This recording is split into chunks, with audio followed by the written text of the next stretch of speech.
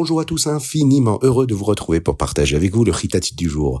Aujourd'hui, nous sommes jeudi, le Yom Hamishi de la Parashat Vayeler, et nous sommes le Gimel Tishri, le 3 Tishri, 5786.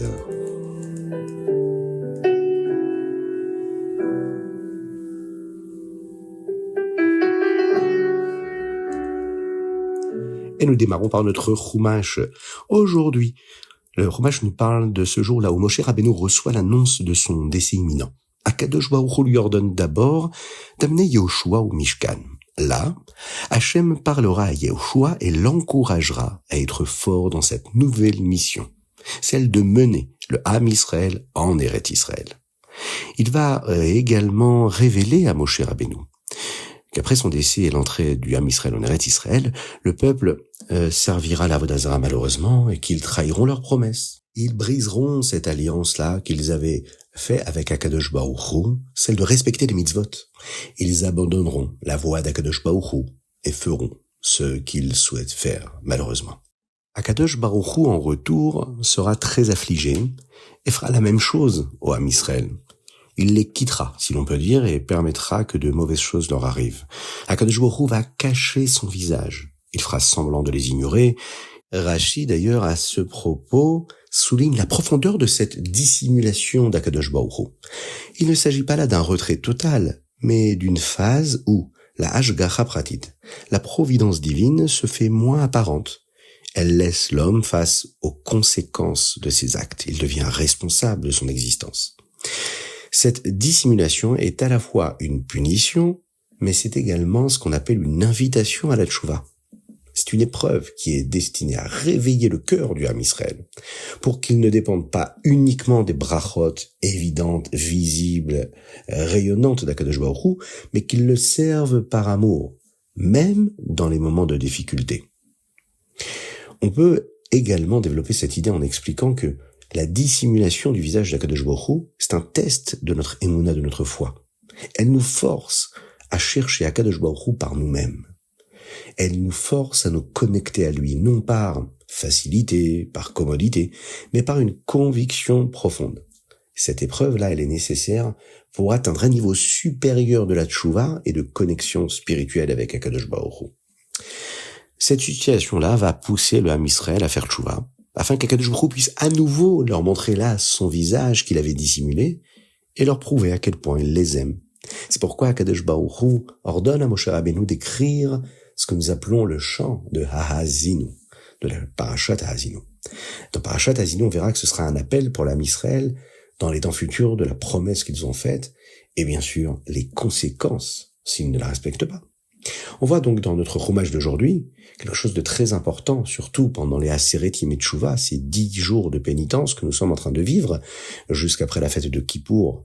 Cela nous rappelle qu'Akadosh Baruch Hu veut nous montrer son amour si spécial et qu'il nous le montrera lorsque nous ferons teshuvah convenablement.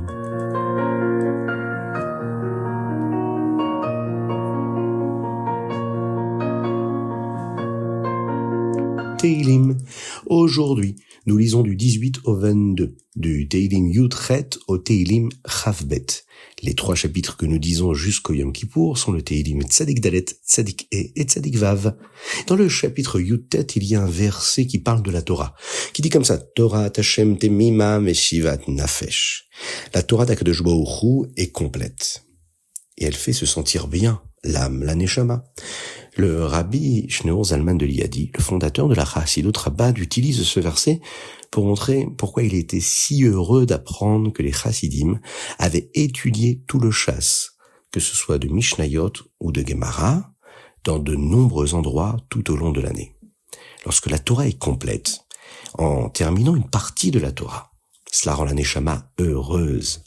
Les Chassidim ont toujours cette coutume, ce minhag d'étudier tout le chasse en une année. Ça s'appelle Chalukat Hachas. Chaque chassid prend une Gemara, un traité du Talmud à étudier sur l'année, de sorte qu'ensemble, avec l'apport de chacun, nous terminons d'étudier tout le chasse ensemble chaque année.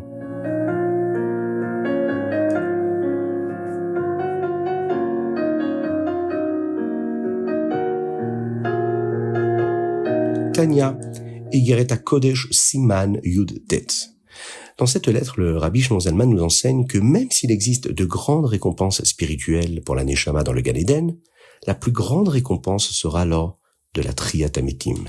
La Tzedaka est donc une mitzvah spéciale qui nous donne la force d'obtenir cette récompense à ce moment-là. Nous avons appris hier que nous verrons la plus haute forme de vitalité d'Akadosh Baruch Hu qui est appelée Sovev Kol Almin en récompense de nos mitzvot et en particulier celle de la Tzedaka. Alors quand verrons-nous cela ? Après la Triyat HaMetim, la résurrection des morts. Il y a des récompenses qu'une personne reçoit dans le Gan Eden, mais cette récompense ne se produira que lorsque Mashiach viendra, lorsque chaque Neshama sera dans un corps. Et pourquoi particulièrement à ce moment-là ? Alors le Rabbi Shlomo Zalman explique que c'est en raison d'un principe que nous avons vu et que nous avons célébré à Rosh Hashanah d'ailleurs, Sof Maaseh B'machashava Trila, Ze'ayom Trilat Maasecha. Le but d'Akadosh Baruch Hu lors de la création du monde, c'est celle de créer l'homme qui lui va faire ce que nous appelons Dira Betartoni. La dernière action est toujours le fruit de la première pensée. Pour illustrer cela, le Rabbi Shlomo Zalman donne ici l'analogie d'une construction. Avant de construire un bâtiment, un architecte a une image finale en tête. La pensée du résultat final, c'est la première pensée qu'il a. Mais la construction de ce résultat est la dernière action. De même, Akadosh Baruch Hu, avant de créer le monde, a eu une pensée divine. Il désirait que sa présence se révèle dans ce monde physique et que la Neshama soit unie au corps pour le servir ici-bas.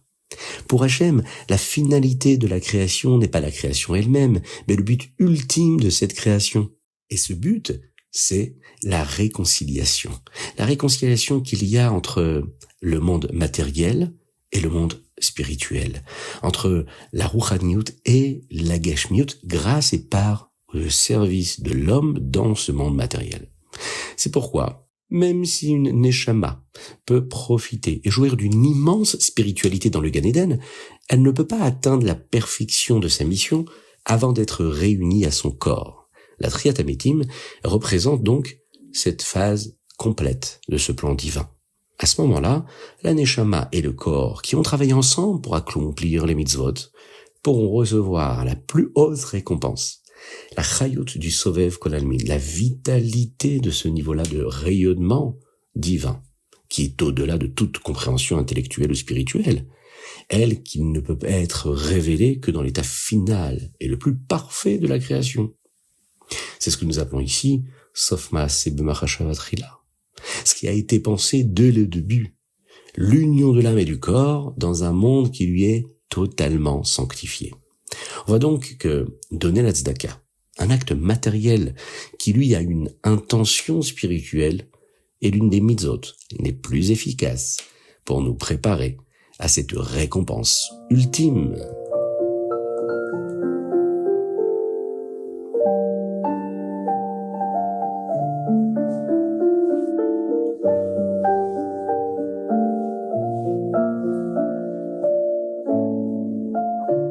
Yom Yom Gimel Tishri. Le Rabbi nous enseigne des coutumes spéciales pour un Shabbat qui suit Rosh Hashanah et qui est également Shabbat Shuvah. Une fois, lors d'une Yechidut, cette audience privée que le Tzemar Tzedek a eue avec le Rabbi Shlomo Zalman, son grand-père, il lui a raconté une histoire qui s'était passée avec son rabbi à lui, le Maggid de Mezritch. C'était lors de la parashat Kitavo avant Rosh Hashanah et les élèves étaient assis ensemble. Le Maggid de Mezritch a prononcé à ce moment-là un mahamar, un discours chassidique devant eux, expliquant ce qu'est la tchouva selon la chassidoute. Tous les talmidim, tous les élèves sont devenus très émus par la Torah qu'ils avaient entendue. Mais un talmid, un élève, le rabbi Zouché d'Anipoli, a dit que le genre de teshuva dont le Maggid parlait était un niveau trop élevé pour lui en ce moment. Il a donc trouvé une manière de faire tchouva qu'il sentait qu'il pouvait faire autrement. Rabbi Zouché a divisé la tchouva en 5 parties. Et chaque partie commence par l'une des lettres du mot teshuva. Nous les apprendrons, si Dieu veut, dans les 5 prochains jours des Aseret Yemei Tchouva, ces différentes étapes, ces différentes formes de faire teshuva.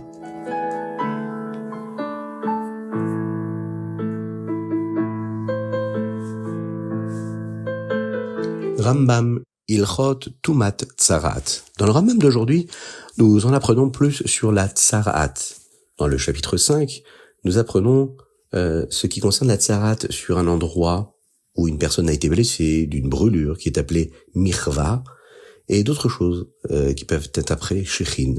Nous apprenons aussi ce qu'est la Tsarat dans une zone chauve qui est appelée Karaat ou bien Gabahat, selon l'endroit où elle se trouve sur la tête. Dans le chapitre 6, ce pérec-là nous enseigne quand un signe de la tsarat pourrait ne pas être considéré comme de la tsaraat, par exemple, le bas du pied d'une personne. Et enfin, dans le chapitre Saïn, 7e chapitre, le Rambam ici nous enseigne à propos d'une personne qui a de la tsarat qui s'est étendue sur tout son corps, ce qui peut le rendre, à ce moment-là, totalement tahor.